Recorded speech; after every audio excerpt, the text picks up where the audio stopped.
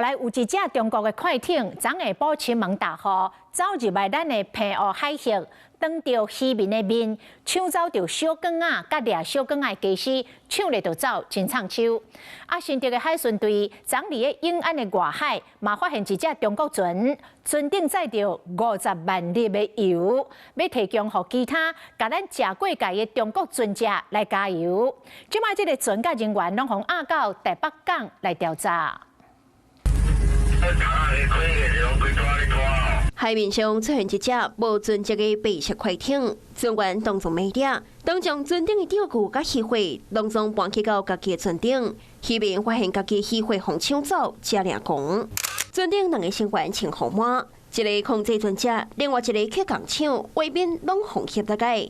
代志在发生伫昨下晡1点外，澎湖西苏西南方的20海里，因为这摆是小港的产季，澎湖渔民当咧进行放滚的作业。 准备收网时，所发现一只中国快艇，唔那入侵海峡，佮将渔货甲渔具抢走。因为速度上紧，台湾渔船就被钓，马上通报。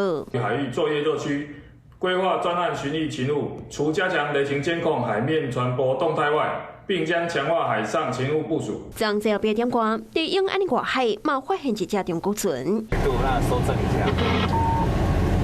这只渔船的外观拢无船名，船顶有油桶。新竹的海巡队看到这个状况，随个炸了个，队员拢跳起伫船顶盘查。去前面，去前面，去前面！海巡伫永安外海420海里发现这只三无船，6个中国的成员拢无身份证件，船顶竟然阁掺50公升的油料。